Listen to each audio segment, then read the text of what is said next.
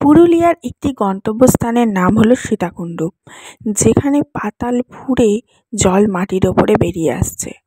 সেখানে কথিত আছে যে রামচন্দ্র কোনো এক সময় সীতামাকে নিয়ে সেই জায়গাতেই যাচ্ছিলেন এবং সীতামায়ের প্রচুর তেষ্টা পায়। তখন রামচন্দ্র আশেপাশে কোথাও জল খুঁজে না পেয়ে ধরিত্রীর বুকে একদম পাতালে বাণ নিক্ষেপ করেন এবং সেই জায়গায় ওই পাতাল ফুঁড়ে জল মাটির ওপর দিয়ে বেরিয়ে আসে এবং সেই জল পান করে সীতামা তার তেষ্টা নিবারণ করেন। এবং কথিত আছে যে সেই যে পাতাল ফুঁড়ে জল বেরিয়েছিল সেই জায়গাটা এখনও অবস্থিত এবং এখনও সেই জায়গা দিয়ে পাতাল থেকেই জল বেরিয়ে আসছে। চলো আজকে তোমাদের দেখিয়ে আনি পাতাল ফুঁড়ে জল বেরিয়ে আসা সেই স্থানটির নাম সীতাকুণ্ড। পুরুলিয়া ঘুরতে গেলে সবাই সব জায়গা ঘুরলেও এই সীতাকুণ্ডটা অনেকে যায় না, কারণ সেটা খুব একটা প্রচলিত নেই।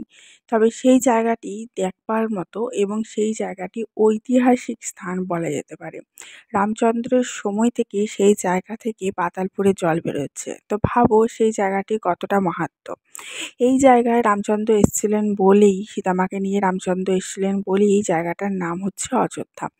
এবং কথিত আছে যে সেখান থেকে জলপান করার পর তাদের ভিটে স্থাপন করার মাটি নাকি সেই স্থান থেকেই তারা নিয়ে গেছিলেন। সেই জায়গার নাম হচ্ছে Sitakunda. Hello everyone, this is Ivy, welcome back to my channel. আশা করি তোমরা ভালো আছো, সুস্থ আছো। বিগত কিছুদিন আগে আমরা পুরুলিয়া ঘুরতে গেছিলাম। আমাদের বাই কারে আমরা দুর্গাপুর থেকে যাত্রা করেছিলাম এবং এক রাত্রি থেকে একদিনের মধ্যে আমরা গোটা পুরুলিয়া ঘুরে আবার ব্যাক করি দুর্গাপুরে। তো তার মধ্যে অনেক গন্তব্যস্থান থাকলেও এইটি একদম ইউনিক লেগেছে আমার, তাই তোমাদের সাথে এটা আলাদা করে একটা ভিডিওর মাধ্যমে শেয়ার করছি। সীতাকুণ্ড স্থানটি আমাদের কাছাকাছি জায়গার মধ্যে পুরুলিয়া একটা দ্রষ্টব্য স্থান এবং সেখানে বিভিন্ন দেখার জায়গা আছে। তো চলো ফাইনালি আমরা পৌঁছে গেছি। জায়গাটা ঠিক এরকম, বাঁধানো টাধানো নেই, একদম চারিদিকে মাঠ টাট এবং তার মাঝখানে সীতাকুণ্ডটা অবস্থিত এবং একটুখানি ঢালুর মতো রাস্তা, যেখান দিয়ে নিচে হেঁটে নিচে নেমে যেতে হচ্ছে এবং তারপরে আমরা দেখতে পাই সামনে সীতাকুণ্ড। এই জায়গার জলটা নাকি খুবই পবিত্র এবং এখানে যারা যারা আসছে সবাই সেই জলটা নিয়ে মাথায় দিচ্ছে। ওই যে দূরেতে দেখতে পাচ্ছ ওই কুয়োর মতো রয়েছে, ওটাই সেই সীতাকুণ্ড জায়গা এবং সত্যি করে সেই জায়গা থেকে পুরো মাটি ফুঁড়ে ফুঁড়ে জল কিন্তু ওপরে উঠছে। এরকম কিন্তু আমি আগে কখনো সত্যি করেই দেখিনি। এই যে দেখতে পাচ্ছ এটা কি বলছে সীতাকুণ্ড, এবং নিচে দেখো একটা বুজি বুজি বুজি বুজি করে মাটির ভেতর থেকে জল উপর দিকে উঠছে। সেই জায়গাটাই নাকি বাণ নিক্ষেপ করা হয়েছিল। পার্টিকুলার এই জায়গাটা দেখতে পাচ্ছ জল আস্তে আস্তে মাটির ওপর দিয়ে উঠছে এবং বাড়িগুলো ওপর দিয়ে উঠে আসছে। পার্টিকুলার এই জায়গাটাতেই বাণ নিক্ষেপ করা হয়েছিল।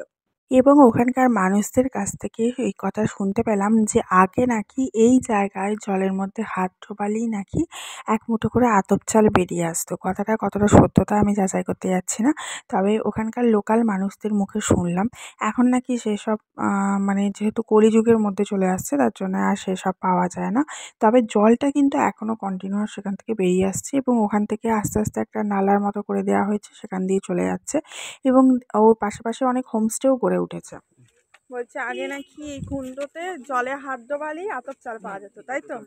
আর 14 বছরে যখন অজ্ঞাতবাসে রাম সীতারা ছিলেন তখন সীতা জল পিপাসা পেয়েছিল, তখন এখান থেকে জল বার করেছিলেন রাম। সীতা বান মেরে জল বার করেছিলেন আর সে নিয়ে সীতার পিপাসা, মা সীতার পিপাসা মিটিয়েছিলেন।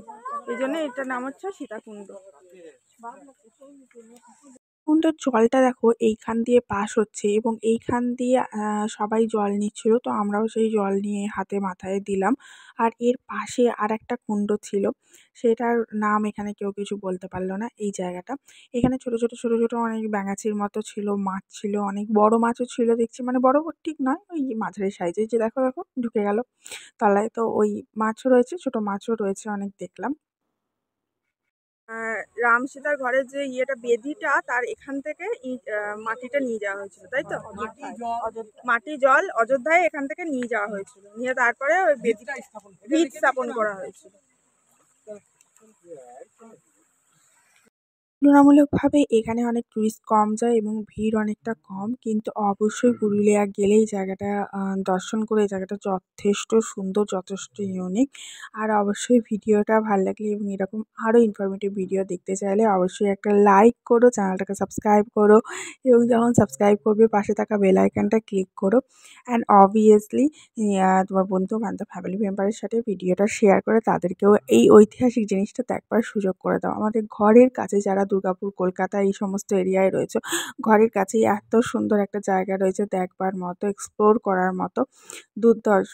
এবং আমরা ওখান থেকে ফিরছিলাম আর তারপরেই এরকমই একটা ডগি দেখলাম, তো ভাবলাম তোমাদের সাথে শেয়ার করি। ভীষণ ভাল লাগলো। কুণ্ডোর পাশেই একটা কুণ্ড দেখা যাচ্ছে।